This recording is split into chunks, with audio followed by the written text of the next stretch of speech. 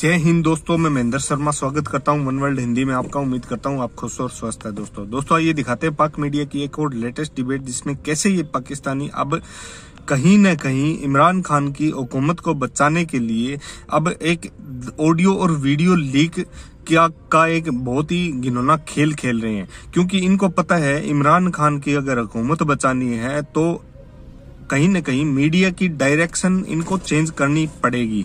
तो ये सिर्फ और सिर्फ डायरेक्शन चेंज करने के लिए एक ऑडियो वीडियो मार्केट में ले आए हैं, क्योंकि इनको देख देख के पाकिस्तान की जनता को डाइवर्शन किया जा सके।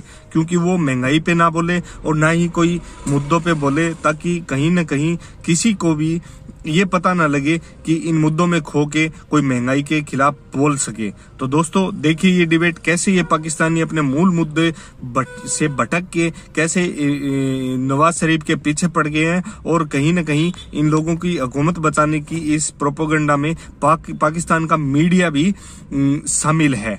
तो दोस्तों देखिए ये डिबेट और कमेंट में अपनी प्रतिक्रिया जरूर दे। लास्ट में आपसे रिक्वेस्ट करूंगा, चैनल पे नहीं है तो चैनल को सबसे पहले सब्सक्राइब कीजिए, लाइक शेयर कमेंट जरूर कीजिए। दोस्तों जय हिंद, वंदे मातरम, भारत माता की जय। दोस्तों वीडियोस आई, फिर ये बयान हल्फी आया, अब ये मुबैना ऑडियो आ गई। ये इन सब का सियासी तौर पर फायदा क्या नून लीग को कानूनी तौर पर पहुंच सकता है? नूरानी साहब की है जी, वो नूरानी साहब ने साकिब निसार साहब की मुबैना ऑडियो जो लीक की है।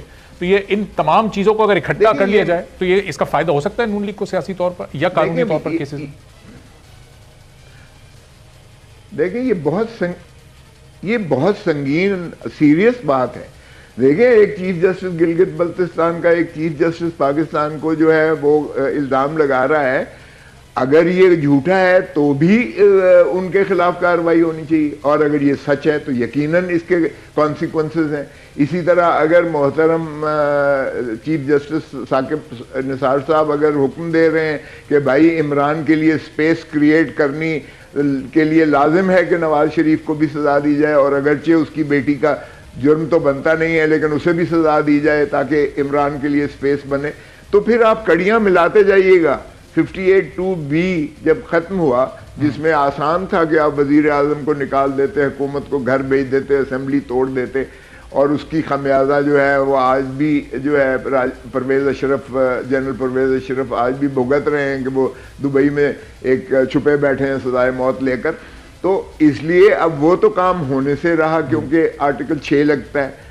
अब अगर दूसरे हरबे आ जाते हैं कि सेलेक्टेड वाली बात हो जाती है, मैनिपुलेशन वाली बात होती है किसी वजीर आजम। अब 3 वजीर आजम इस मुल्क के देखें किस तरह से मुनक़ते हुए।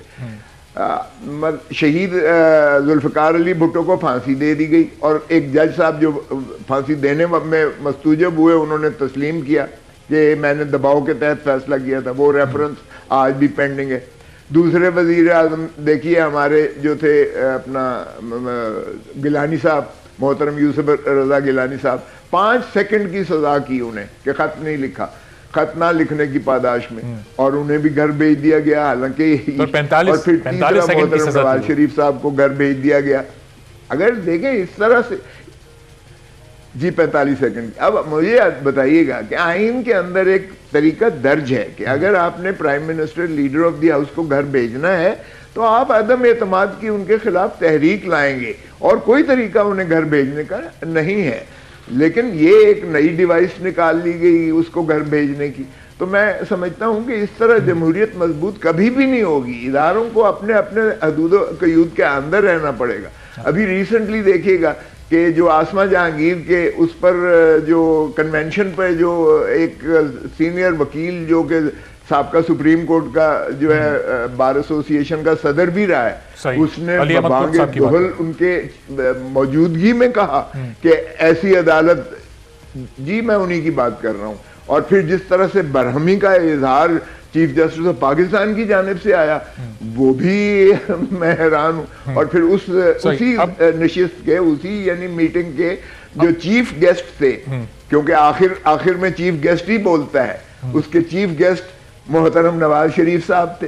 तो ये अब आप देखिए समझ नहीं आ रहा है इस मुल्क में हो क्या रहा है। लेकिन अब चूंकि ये बहुत ही संजीदा हो गया अभी ये मामला, और ये बड़ी संगीन इल्जामात हैं साकिब निसार साहब और उनकी पोजीशन पर, तो अब ये मामला कानूनी तौर पर किस तरह आगे बढ़ेगा? क्या साकिब निसार साहब को सुप्रीम कोर्ट का दरवाजा खटखटाना चाहिए, या सुप्रीम कोर्ट अपना सुमोटो का जुरिसडिक्शन इस्तेमाल करते हुए वो खुद से एक्शन ले, या नून लीग अदालत जाए?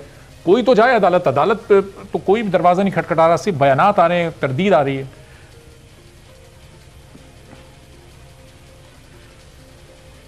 कौन सी अदालत, किस अदालत में जाए?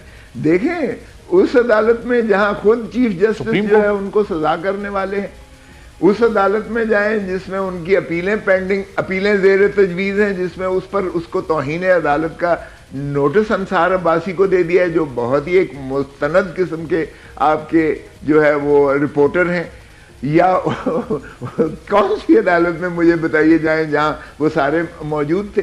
देखें, ये मसला इतना गंभीर नहीं है, ये तो आजकल बहुत आसान है। सारी जिंदगी हमने फौजदारी में जो है खाक छानी है, आपने अगर उसको करना है तो उसका तो बड़ा आसान है।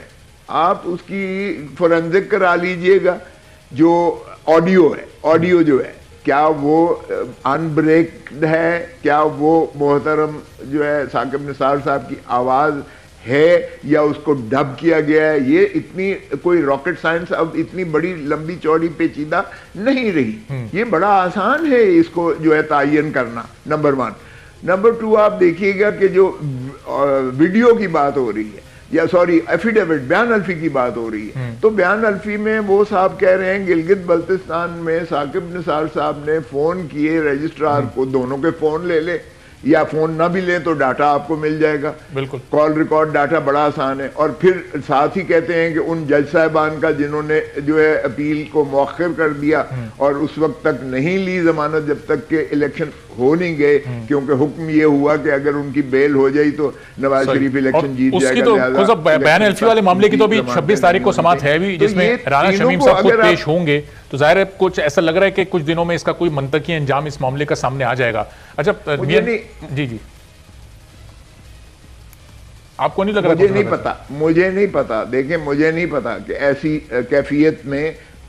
ऐसी कैफियत में कोई इंसाफ मिल सकेगा।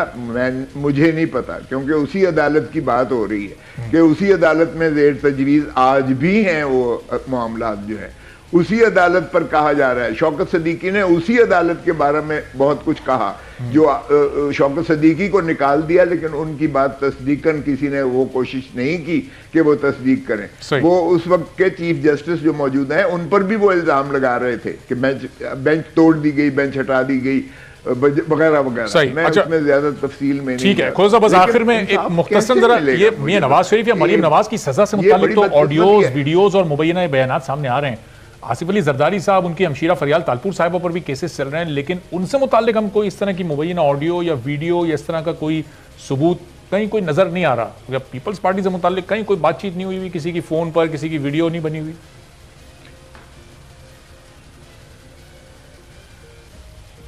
नहीं, देखिए, हम इसलिए कि इनकी खिलाफ जो इल्जामात हैं, जो मुकदमात हैं, चूंकि मैं तो इनमें वकील भी हूँ, इनमें तो कोई ऐसी शहादत है ही नहीं इनके खिलाफ जो लिंक करती हो इनको। अच्छा, ये तो अगर कोई एसेट्स और प्रॉपर्टीज की बात है तो वो भी बड़ी शफाफियत के साथ हैं, और कोई ऐसा इल्जाम नहीं है कि किकबैक और कमीशन लिए हो। अगर तोशा खाने वाली बात है तो तोशा खाना तो अब जो इन्होंने कानून को तरमीम किया है, चूंकि इमरान खान साहब खुद तोशे खाने का जवाब देने से एतराज कर रहे हैं, गुरेजा हैं, इसलिए उनको तो एक किस्म का निकाल दिया है कि अगर आपने कोई नेक नियति से कोई अमल सरकारी किया है जो भले दुरुस्त न भी हो, लेकिन अगर वो बोनाफाइडे है और उसमें कोई रिश्वत नहीं ली गई है, कोई किकबैक कमीशन नहीं है, तो फिर वो कोई जुर्म नहीं बनता है, फिर नैब का अख्तियार नहीं है, तो वो तो निकल जाएंगे ये केसेस। क्योंकि ठीक है, यानी आप कह रहे हैं कि केस के मेरिट पर ही उनको इंसाफ मिल जाएगा। अथॉरिटी का है, मिस यूज ऑफ अथॉरिटी,